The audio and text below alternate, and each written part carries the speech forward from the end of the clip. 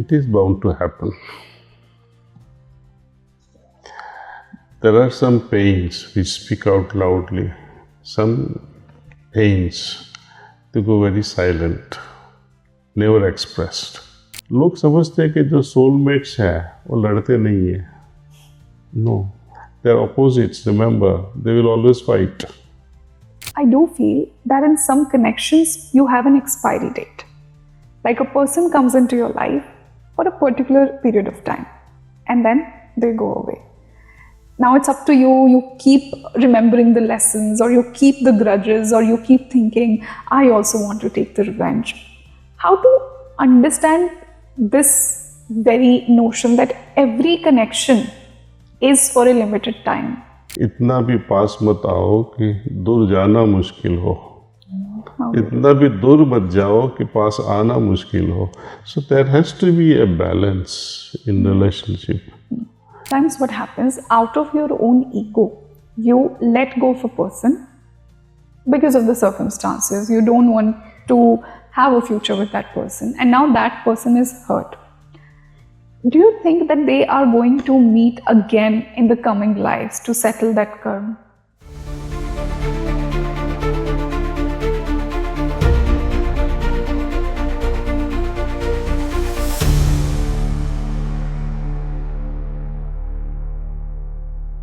Namaste everyone, I'm your host Rangoli Sharma, and I welcome you once again to another enlightening episode of Speaking Tree.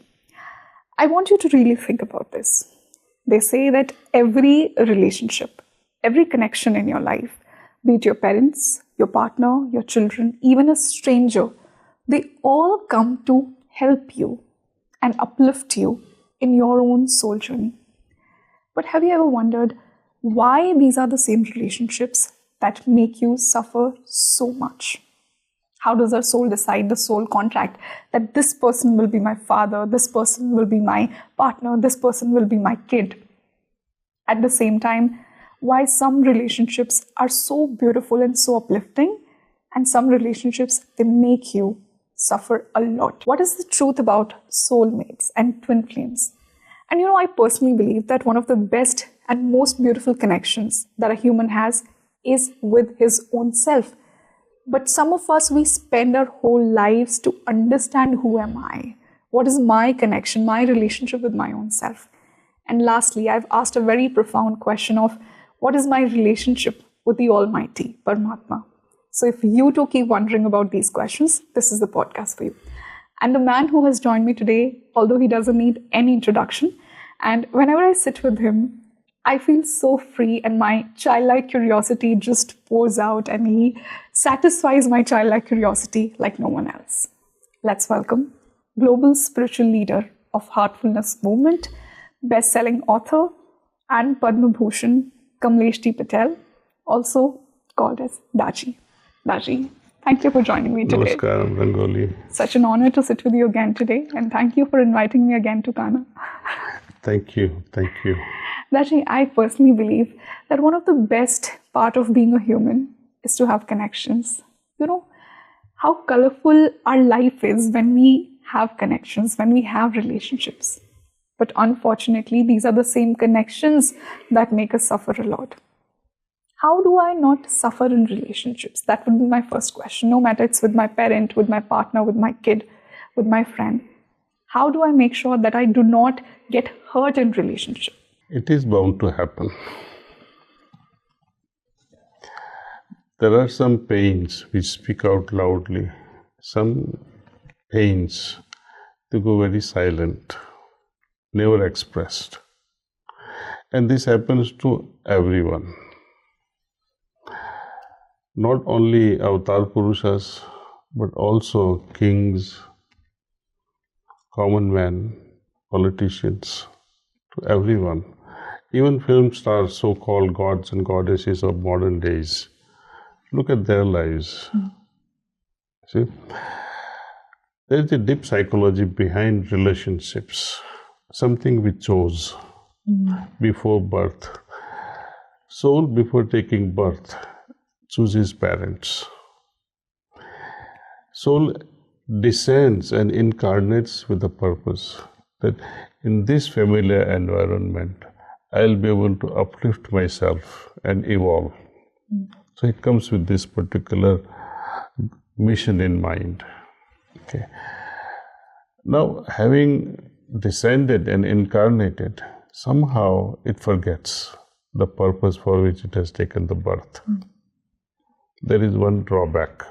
Nature puts this veil of ignorance. Anyway, if we understand this much, we should be grateful also. Okay, anyway, I have forgotten this, but there is a purpose. There is a higher call, a higher purpose. Now, with that choice in mind of higher goal, fulfilling the higher goal, parents are chosen. Later on, spouses are chosen.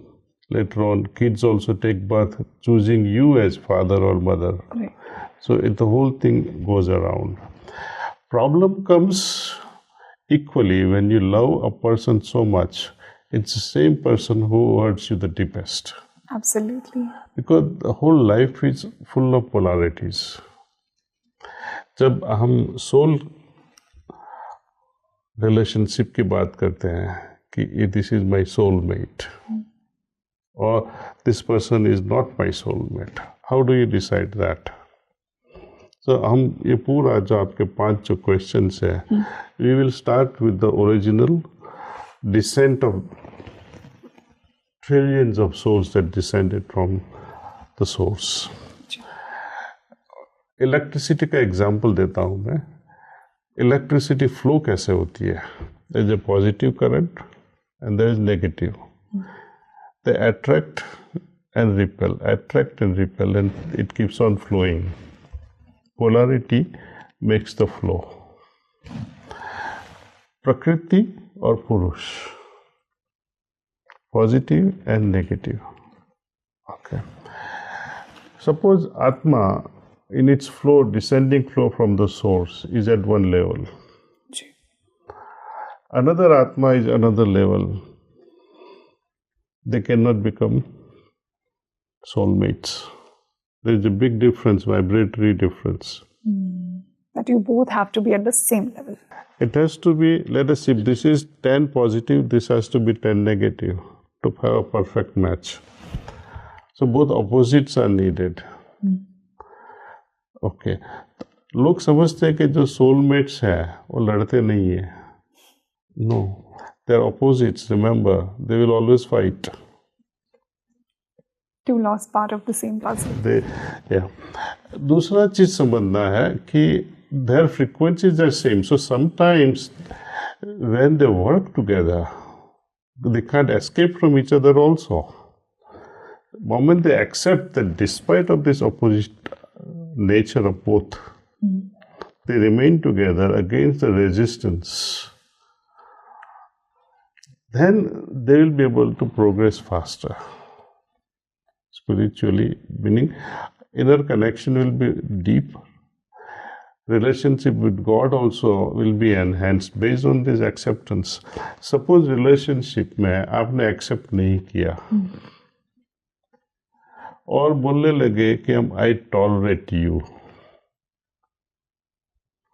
है ना, कई लोग especially अभी Dubai में एक department of tolerance शुरू हुआ है.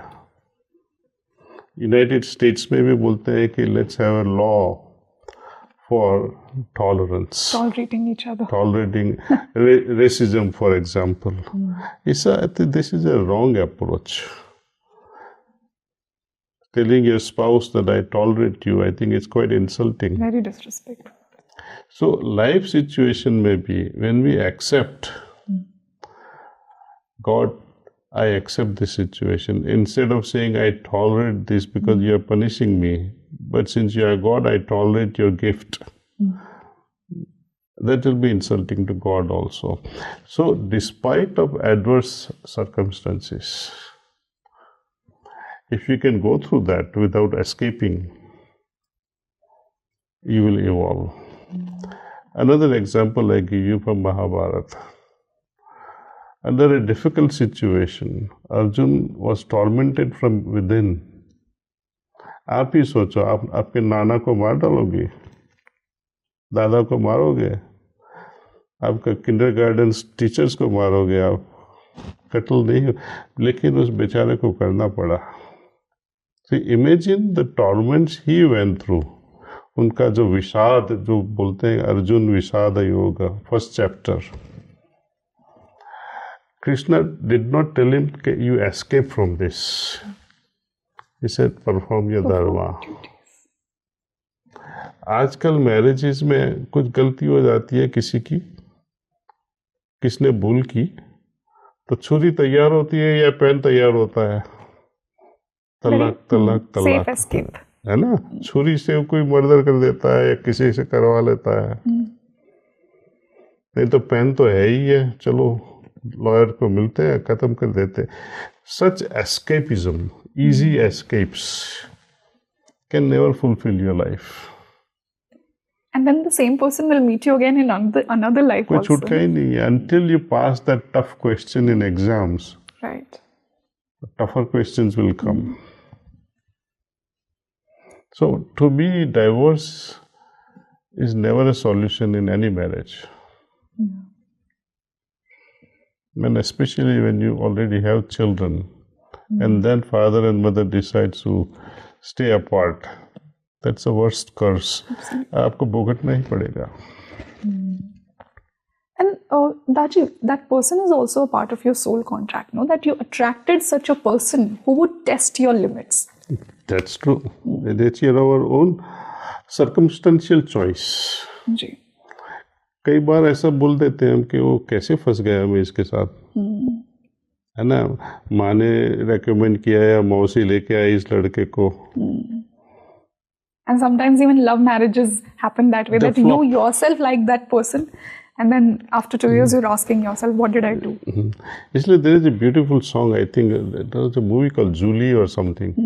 इतना भी पास मत आओ कि दूर जाना मुश्किल हो, इतना भी दूर मत जाओ कि पास आना मुश्किल हो.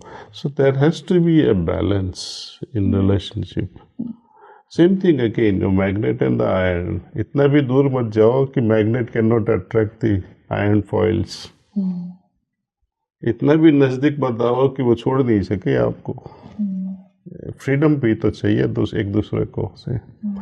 The best to me in a couple, husband or wife, or with children, or with parents, or even in the corporate offices, if people can meditate even for 2-3 minutes together, it will change the environment. The collective frequency of that. Yeah. Yes. And I do recommend husband and wife, if not meditate together every morning, at least you are together at night, hold each other's hand and at least breathe, inhale and exhale at the same frequency, at the same rate. And close your eyes and remember God and see what happens to your relationship. This will absolutely change the relationship. And such couple, when they have improved their relationship so much, the incoming soul also will have a different vibratory level matching yours. You see, you cannot fabricate that for this moment of conception, I will fake myself and say I have become so God-loving. Absolutely. Right? So you have to practice that from the beginning itself. That has to become your second nature. So whole relationship gamut is completely based on your vibratory level, your purity. Purity and simplicity heightens your own frequency. And hopefully your presence will change others also. Absolutely. You become contagious. If a mere virus can have such devastating effect throughout the world like COVID virus, imagine one thoroughly changed person in a family. May not change the communities, but you will be able to change your own home environment. Absolutely. Daaji, from here I would like to ask, I do feel that in some connections you have an expiry date. Like a person comes into your life for a particular period of time and then they go away. Now it's up to you. You keep remembering the lessons, or you keep the grudges, or you keep thinking, I also want to take the revenge. How to understand this very notion that every connection is for a limited time? Because we get so attached to our connections, we get so attached to our kids, we get so attached to our parents that in every life I want you. But that is also a form of possession, no? It is true, and it's very complex also. It's not very easy to respond to you in one podcast. But simply put, when we assign an expiry date on relationship, you see,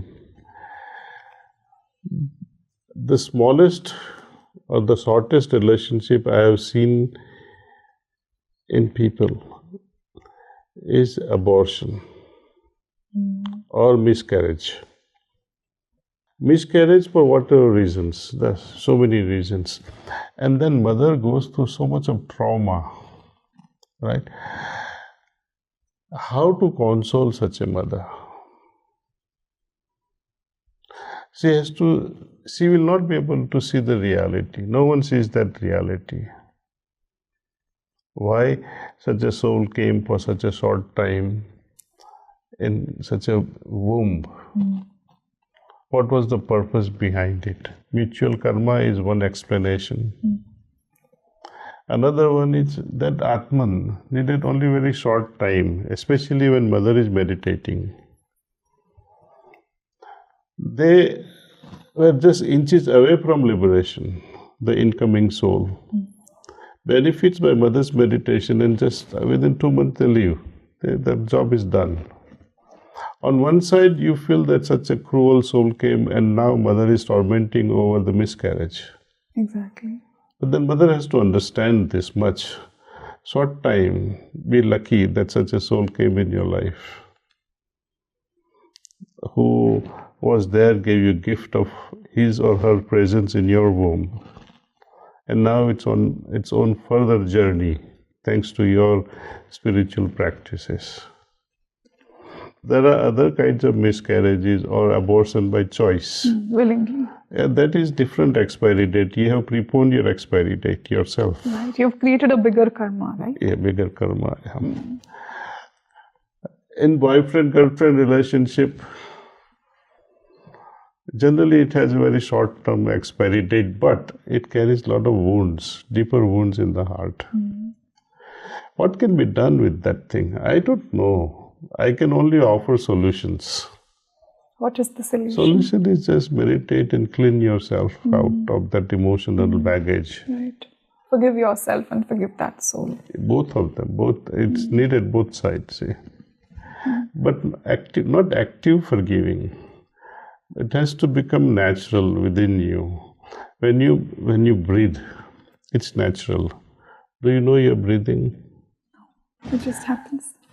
When you forgive someone, often we remember that you did that to me. You still have the impression grudges. of what had happened. The seeds of pain are still lingering there. So as long as seeds are there, they will trouble you. Moment it becomes natural, kya ho gaya so ho gaya. That is natural, see? And you don't even think that I have forgiven. It just happens. Because that's your nature, not to touch, not to allow anything to touch you. That's why Gita's message is very simple. Lead a life in such a way, like a lotus leaf in dirty pond. Surrounded by so many relationships. Relation with the mud, with the frog that sits on its leaf. It absorbs nothing. So in relationships also, we have to maintain that, what we call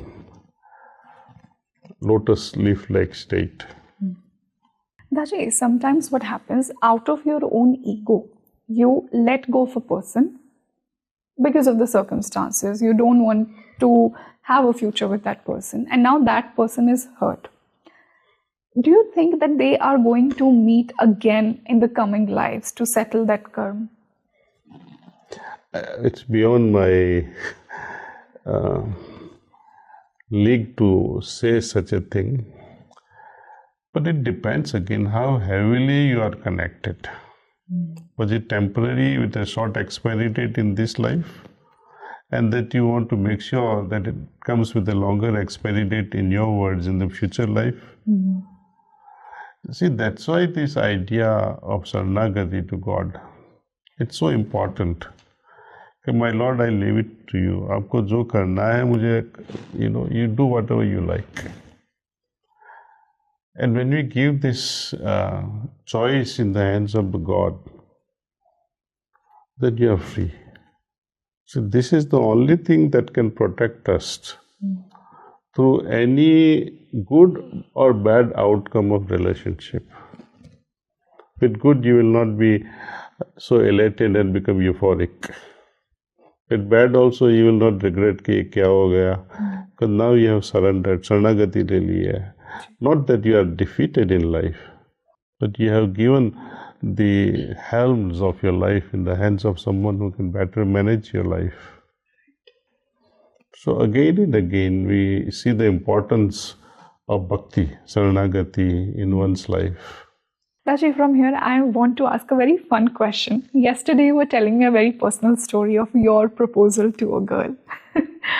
From here, I want to ask, do you believe in soulmates? Because these days, especially people of my age in the youth, there is a lot of knowledge about the ideas of soulmates and twin flames. So what is your opinion on twin flames and soulmates? Definitely they are there. They may marry you, they may not marry you. They may come near you or may not come near you. But you are always connected because it was created by God. As I said, as you descended, that positive, whether you call Purusha or the Prakriti, they were together. You may come together or not, that's a different story. But your joys and your sorrows are felt by that person, wherever that person is. Does one get married to the soulmate, Daaji? Does that happen? Very rare. Very rare. How would a soulmate relationship or marriage would feel like? Ideal. Daaji, I have seen this, that, when sometimes what happens, two very powerful people come together, and not just their own bond, they contribute a lot to the world as well. Like they come here with a big mission that, you and I will both come together and we would uplift the collective consciousness as well. Have you seen such a couple? Sometimes. They don't exist. Shiv, Shakti. Now since you put Shiva and Shakti here, you have triggered a big controversy. Which is? He was eternal yogi, eternal brahmachari. So how do you say he married Devi, Parvati? We read the stories in the Shastras that Kamdev That's had why to I come. say stories are stories, but reality is something else. He was eternal brahmachari. I will say only this much for now. Do you think that girl was your soulmate? That you were telling me about yesterday. Do you think you had a soulmate connection with that person? On a fun note, I'm asking this. Fun note, well, in retrospect, I say no. Okay. I'll have to be honest with that. Good. Daaji, as we were discussing, that one of the most beautiful relationships that you can have in this life is with your own self. How do I have a very healthy relationship with my own self? How do I understand myself? Because life is long. This is one of the longest journeys your soul would on be. So how do I make sure that I'm comfortable with my own self? This is a question for all my viewers. I get it. Now it all depends on how you identify yourself. Do you identify yourself with your soul, with your intelligence, with your the way you think, with your personalities, with the parents, family you belong to, how many likes you have on your social medias? With what are you connected? With what are you identifying yourself? And when we identify ourselves with the farthest, most external world whom you have never even seen, and you judge your success based on their likes and dislikes and how that affects you, so you become a slave to their likes and dislikes whom you have never seen. Would you want such a freedom? It's a slavery. Likewise, when you follow certain norms of the society, where society can be absolutely wrong also, you're forced to follow those. For example, think of people in Afghanistan, especially women and children, or in such countries where rules, religious rules are imposed at any cost. Either you follow or you get beheaded. See, these are problematic things. So how can you identify yourself with such individuals? Or with parents? They are good, they brought you in this world. But to identify yourself with them, you are shortchanging yourself, because within you also there is a great potential. Without that inner soul, you could not even exist. Right. You cannot even worship Shiva or Shakti.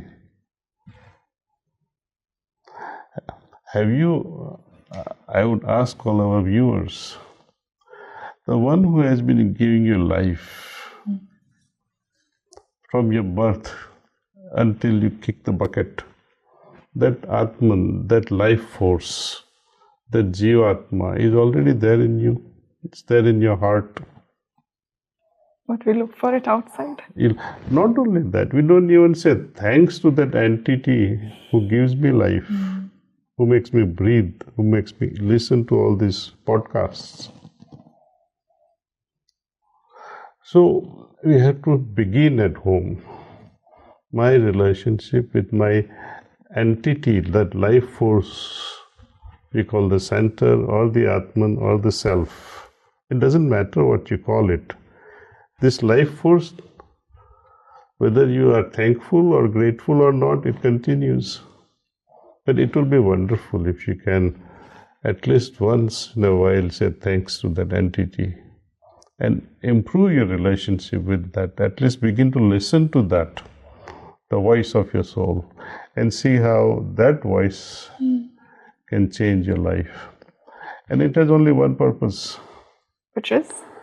That having established my relationship with my higher self knows where to take you to its own source. Like the best friend, who has enjoyed everything that there is, and say, come, I'll take you to my estate. Enjoy this estate forever. The self is that self, higher self, who has the memory of the source from where we all descended. And when it takes us back to that, it's not a physical thing, but connects you with that. It makes you recognize the source. Then you become, rather you relate, you remain connected with that source. So in just stopping from the outermost, going inward, and how inward takes you to the highest, then they become one. Then you realize that myself and the source are not different. Aham Brahmasmi. Even the outsider with whom I flirted, for example, parents whom I worshipped or cursed, husband or wife whom I loved or cursed, they all become the same higher self. What is in me is also in them. So that's the beauty of such a culmination of establishing relation with yourself. Very beautiful, Daaji. Once you understand that divine tattva within yourself, you see it in every person. And this Love cannot expands happen. you. This cannot happen just like that. You have to practice meditation, yoga abhyas. Without yoga abhyas, nothing can happen. So you take the first step and God will move towards you. Daaji, to end this discussion, some people, they run away from the responsibility. Sometimes self-love reaches to the limits of being selfish. You leave your parents, you become something, now you are not able to tolerate them. You become so self-absorbed about your career that you reject your spouse. Although you are physically present there, but emotionally you are not supporting them in any way. Sometimes it happens with children also, that you are not able to give them what they deserve. So what about these people who run away from the responsibilities of connections in the name of being in the name of self-love? Have you seen children in orphanages? You keep wondering what sort of karmas they must have performed that they have to be in this. These are the consequences of their karmas in the past, perhaps, where they abandoned parents. Now, in this life, parents have abandoned them. This vicious cycle will go on. See, I have heard also one of the marriages, before performing, girl comes and tells me, Daaji, I love this boy so much, but I don't want to live with his parents. That's one big concern that people have. I said, then stay alone. Why you want to spoil this boy's life? And you are going as a destructive element in someone's family. If you want freedom, why marry also? Does a relationship bind us, Daaji? Like, does marriage bind you? Because for some time, for some months, for some years, it would feel very liberating. But as you rightly said, sometimes you love that person, but you don't love who comes with that person, be it your in-laws. See, love, by definition, grants you freedom. Yes, that's the beauty. It liberates your soul. That's it. I hope it explains everything to you. That if it binds you, it's not love. At least that's what I'm concluding. That's it. Binding means it's against love. But in love, you would like to be bound. You would like to be possessed. You would like to be possessed, but you won't possess anyone by force. In Rajnigandha, that was a beautiful movie there. There's a lovely song also.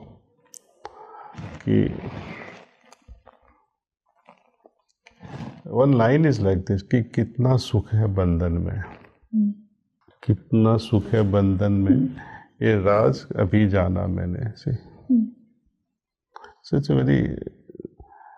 it's a lived experience of people who have really loved. For love, you will sacrifice yourself. Is it bandhan? No, it's by choice. Anything imposed on you, it's slavery. But by your own will, you say, okay, I'm ready to be sacrificed. In your love, in the name of love. That's it, yeah. Daaji, do you believe in unconditional love? This is paradoxical statement. Love means there are no conditions. But in every relationship we see, parents have expectations from children, you have expectation from your spouse. Then where is the unconditional love? That is not real love. Though there is love between children and parents, there is love at a very deep level. But superficially, we keep on demanding and spoil the whole relationship. Otherwise, in true love, there is no place for any conditions. The moment you put condition, it evaporates, doesn't exist. It's very subtle. The best definition of unconditional love is the love that a devotee has for God, or maybe a mother has for child. Do you agree with it? I like to say, we know the love of mother for a child, love of father for a child, love between father and mother. We have all witnessed that, see. Very rarely one sees the love between guru and disciple. If you have a real guru and a disciple is of that caliber, And rarer is the person who has seen the love between God and his devotee. It's a very rare phenomena, see. But anyway, the relationship, whatever it is, be it with your pet or be it with the empty space, it depends on us. How I sit on this chair, how I look, how I listen. Over that I have a choice. How attentive I am, how peaceful I am from within. Am I creating turbulence in the air of this empty space by my presence? Or am I creating peaceful vibrations? This all matters. The way you touch this chair, the way you sit. Some people sit dadang karke baith jate hain on sofa and they just rush and dang. They create turbulence. Even when they walk, they create turbulence. Even when they look, their eyes are like evil eyes. You feel drained in the presence. You'll feel drained. And especially you will notice when you fly back from here to Delhi, the co-passengers sometimes can make you vomit. Agreed. That you don't even know that person, but just their vibe, just their look, just their presence, it makes you feel something. But I feel so good sitting with you. It uplifts my aura. Thank you. As we talked about. Any last message, Daaji, that you have for my viewers about relationship? Be honest with your relationship. Be frank and open. And don't hurt others. Willingly. Especially don't hurt your love. And even if somebody gets hurt, you learn to say sorry. Because not many people know the art of actually saying sorry or, actually forgiving people. I wish you all meditate. Yes. It will iron out all the differences. And even if differences are there, you will learn to how to live with those, accepting them, because differences enriches our life. Like criticism from your spouse, it helps you correct yourself.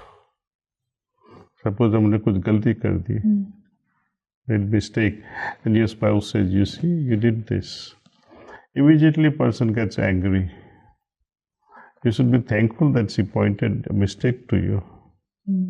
She gave an opportunity so that you can correct yourself. But we react instead of being grateful. So how are you ever going to get transformed and become better human beings? We have to change the way we look at our life. And our own self. Wonderful, Daaji. It was a pleasure to sit with you again today, and I got so many answers for my own self. There were so many questions that I myself had for my journey. So it's always a pleasure. Thank you so much, Daaji. Thank you, Rangoli.